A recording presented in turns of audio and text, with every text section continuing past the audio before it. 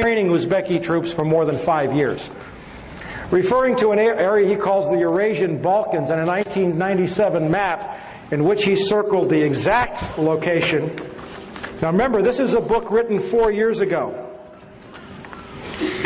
And I'm going to show you a map where Zbigniew Brzezinski said the next world conflict was going to take place. Afghanistan, Iran, Turkmenistan, Uzbekistan, Tajikistan, Kyrgyzstan, Kazakhstan. This is where he said 4 years ago the United States, in order to sustain its precarious, that's my words, economy, would have to control that to maintain its role as the global superpower and to become the world's only superpower. In effect, the ruling nation of the world. That's his map from 4 years ago.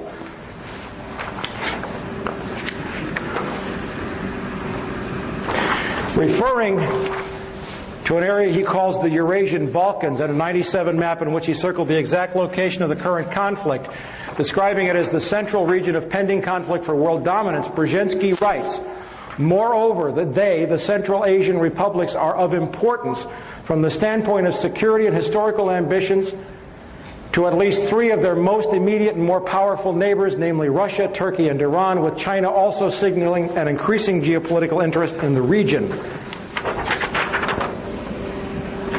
And he really lets his hair down. More important as a potential economic prize, an enormous concentration of natural gas and oil reserves is located in the region in addition to important minerals including gold. Didn't know about the gold, did you? The world's energy consumption is bound to vastly increase over the next 2 or 3 decades. Estimates by the U.S. Department of Energy anticipate that world demand will rise by more than 50% between 1993 and 2015, with the most significant increase in consumption occurring in the Far East, China.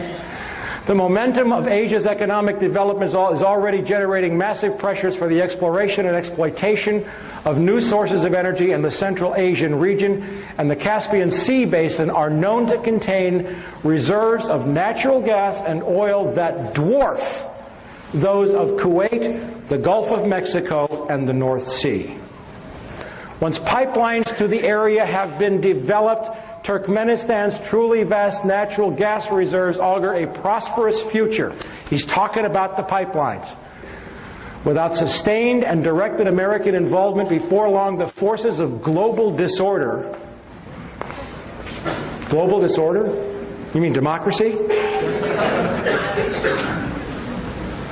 Global disorder could come to dominate the world scene, and the possibility of such a fragmentation is inherent in the geopolitical tensions not only of today's Eurasia but of the world more generally.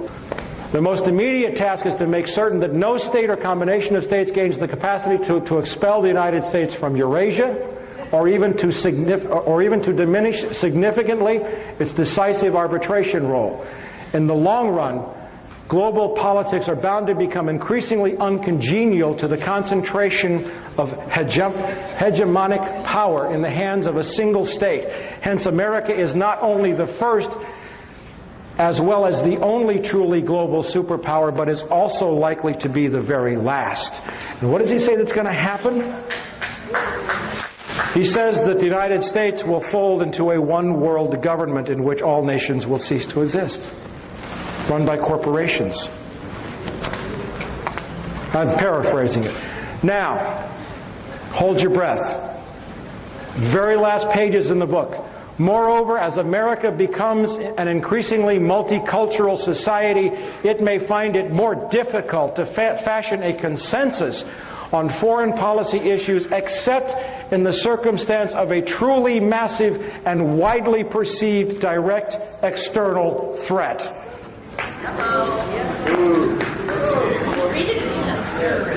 Read it again, she said. Maybe I should read this with a German accent. Wait a minute. Moreover, as America becomes an increasingly multicultural society, it may find it more difficult to fashion a consensus on foreign policy issues, except in the circumstance of a truly massive and widely perceived direct external threat.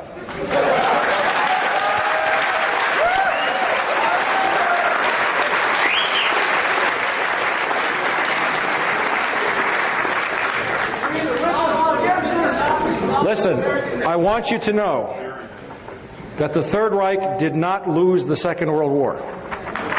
It just changed venues. Now we're going to close with a summation. And you all are still with me. Nobody's fallen over in their chairs, right? Can I have a minute to take a hit off my Pepsi here?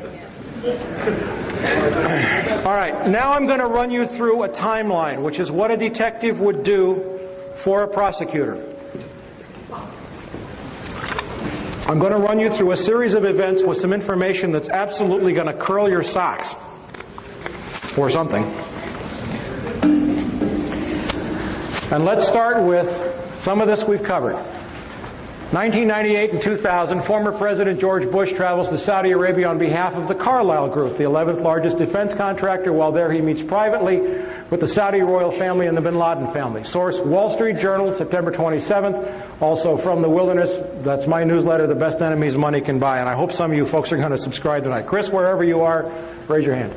January 2001, the Bush administration orders the FBI and intelligence agencies to back off investigations involving the bin Laden family, including two of Osama bin Laden's relatives, Abdullah and Omar bin Laden. There goes the black sheep theory, who were living, guess where? In Falls Church, Virginia, right next to CIA headquarters. This followed previous orders dating back to 1996, that's under Bill Clinton, frustrating efforts to investigate the bin Laden family. Source, BBC Newsnight correspondent Greg Palast. And on the TV broadcast, he actually held up an FBI national security report showing that the Bureau had been ordered to leave the bin Ladens alone. By the way, this is just for your edification. This is a copy of the BBC report showing that the Bush administration ordered the FBI to stop investigating the bin Laden family in January, right after taking office.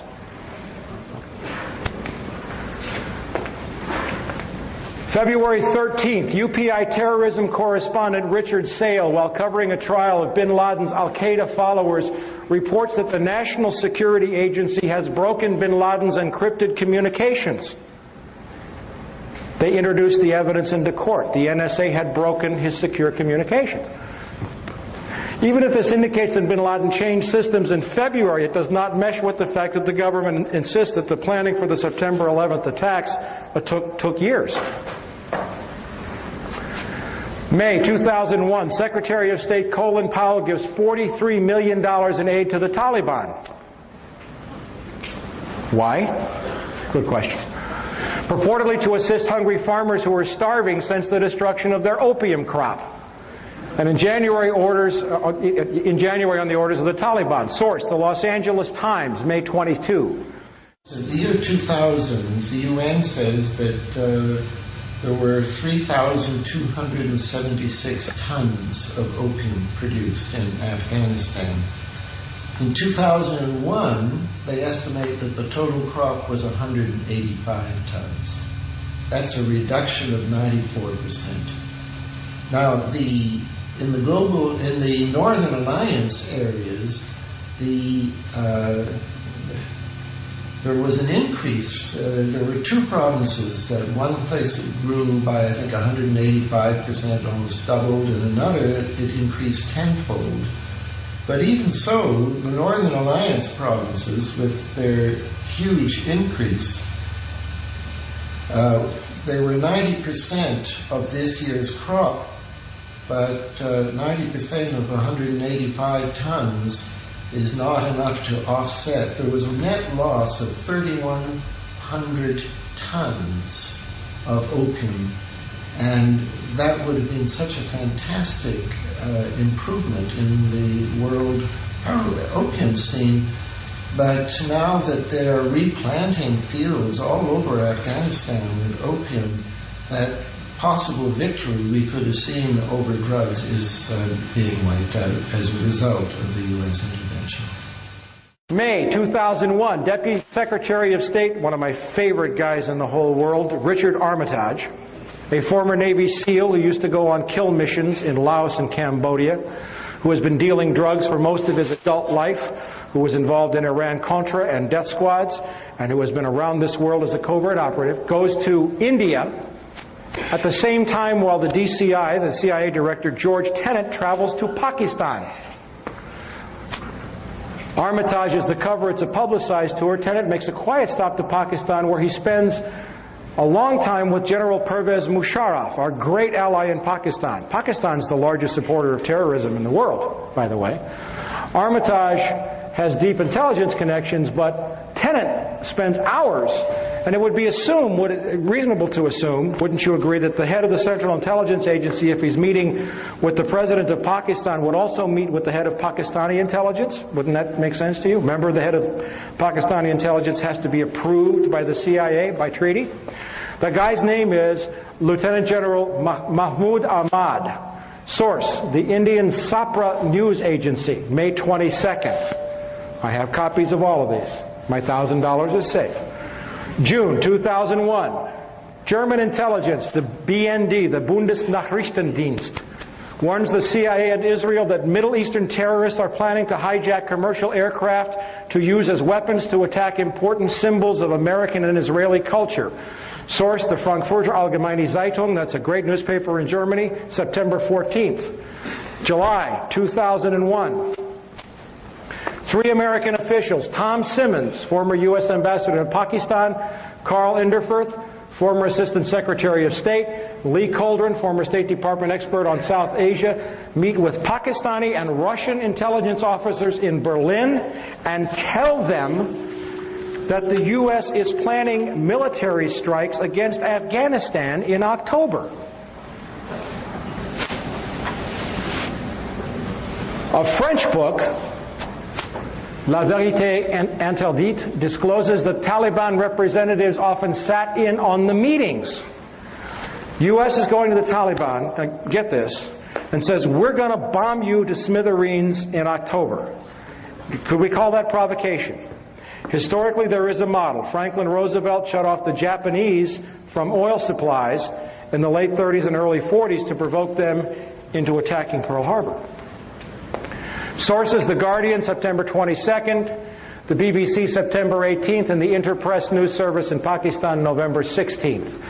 Summer 2001, according to a September 26th story in Britain's The Guardian, correspondent David Lee reported that U.S. Department of Defense official Jeffrey Starr visited Tajikistan in January.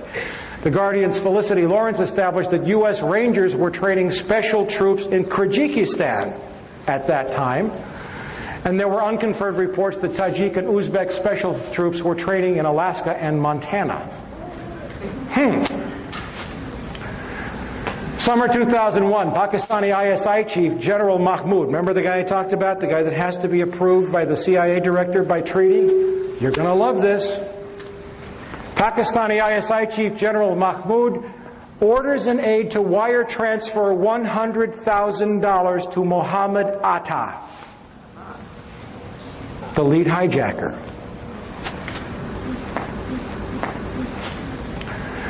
Who was, according to the FBI, the lead terrorist in the suicide hijackings. Mahmoud recently resigned after the transfer was disclosed in India and confirmed by the FBI. Source, The Times of India, October 11th. Our allies wiring $100,000 to the lead hijacker before the attacks. Summer 2001, an Iranian man phones the U.S. law enforcement to warn of an imminent attack on the World Trade Center in the week of September the 9th. World Trade Center, September the 9th. German police confirmed the calls but state the U.S. Secret Service would not reveal any information. I got this from the German news agency Online, IE, September 14th, 2001. August 2001. The FBI arrests an Islamic militant linked to bin Laden in Boston. French intelligence sources confirm the man is a key member of bin Laden's network, and the FBI learns that he has been taking flying lessons in Boston. At the time of his arrest in Boston, where 2 of the planes are hijacked, the man is in possession of technical information on Boeing aircraft and flight manuals. Reuters, September 13th. Summer 2001, Russian intelligence notifies the CIA that 25 terrorist pilots have been specifically training for suicide missions. This is reported in the Russian press, and I have one of my sources, I have several sources who are former CIA officers, translated the article for me. July 4th through 14th, Osama bin Laden receives treatments for kidney disease at the American hospital in Dubai and meets with a CIA official who returns to CIA headquarters on July 15th. This is the guy who blew up the coal and the embassies that Bill Clinton signed an order it's okay to execute. He gets treatment at an American hospital in Dubai and flies out on a private plane. Oliver North in the 80s, Oliver North is one of my least favorite people, but he sent Navy planes to track down terrorists on the Achille Lauro. The moment bin Laden entered international airspace, he would have been fair game. The source for this story is Le Figaro, French newspaper, October 31st. Now, I got to throw in a caveat here. Le Figaro is owned by the Carlyle Group. These guys can't control everybody, okay? And they can't control reporters.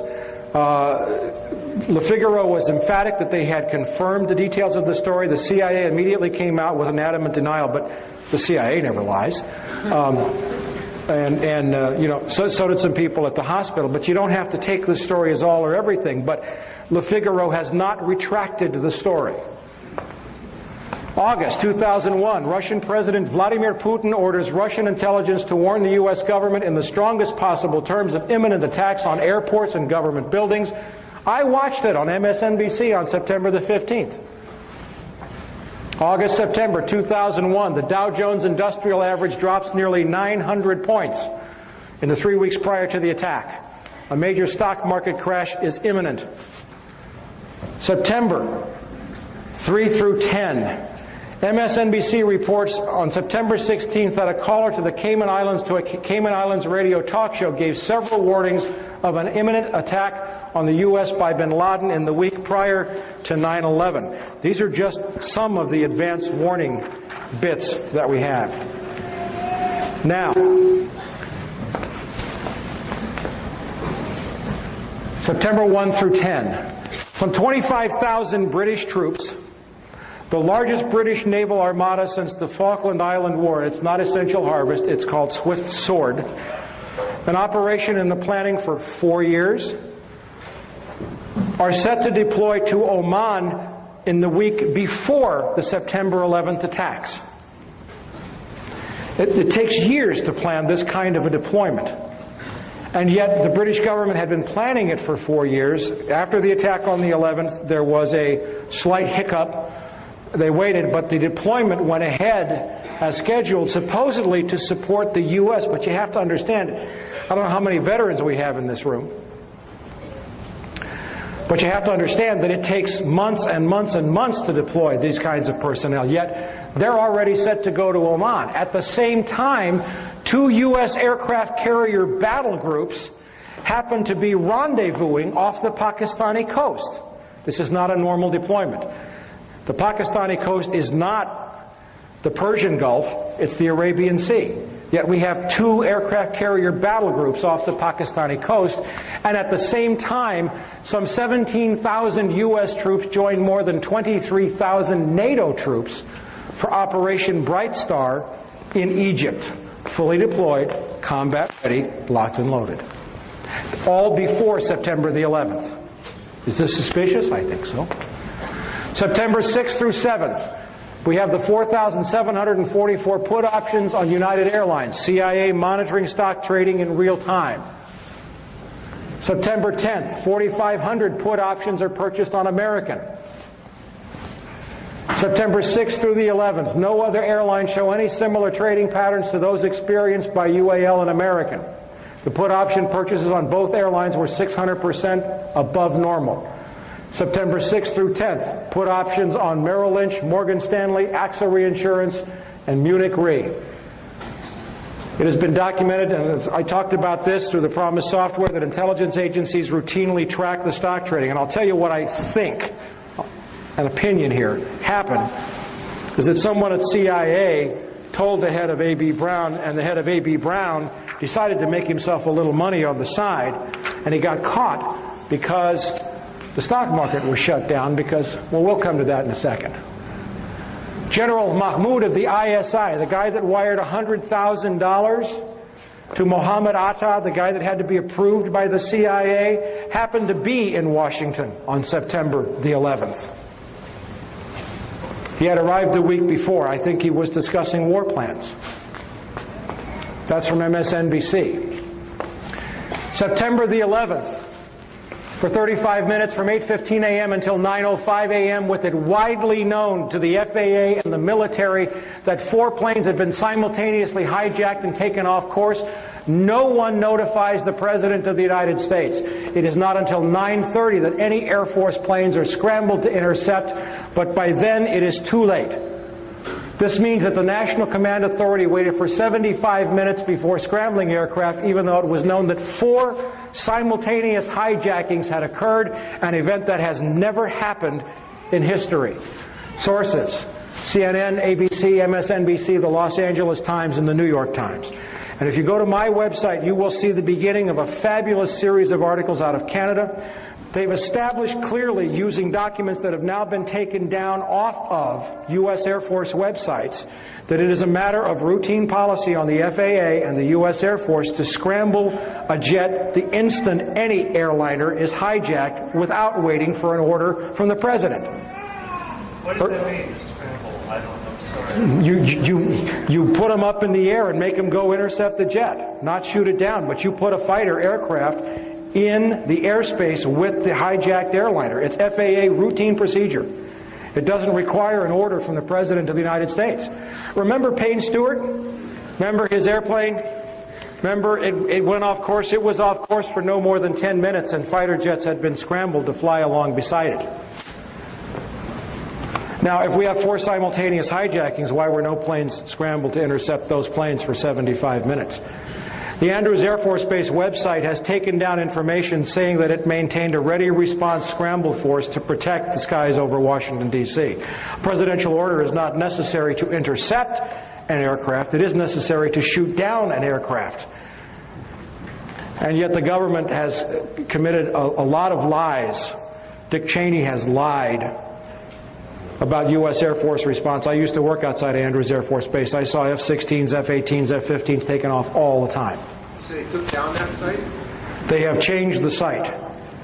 It has been archived and saved. If you go to my website, go to the articles, you can get links to the way it used to read.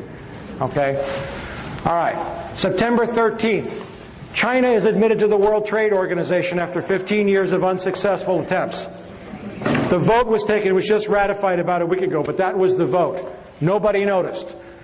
September 15th, the New York Times reports that Mayo Shattuck III, the head of A.B. Brown in the United States, resigned effective immediately without explanation. The insider trading, September 15th was the first day that the stock market opened after the attacks. September 29th, the San Francisco Chronicle reports that 2.5 million in put options on American Airlines and UAL are unclaimed. This is the result of the suspension in trading. Nobody showed up to claim it. October 10th, the Pakistani newspaper Frontier Post reports that Ambassador Wendy Chamberlain has called on the Pakistani oil minister. The pipeline is now a go. Mid-October 2001, the Dow Jones is back up near 10,000 as a result of the massive looting. Outpouring of cash. Gonna love this one. One of my dearest causes in the whole world, I have a couple of monthly columns in magazines, one of which is High Times, believe it or not. And it's a strange thing for an ex-narc who hasn't had a beer or a joint. I've had no mind-altering chemicals in 18 years. I may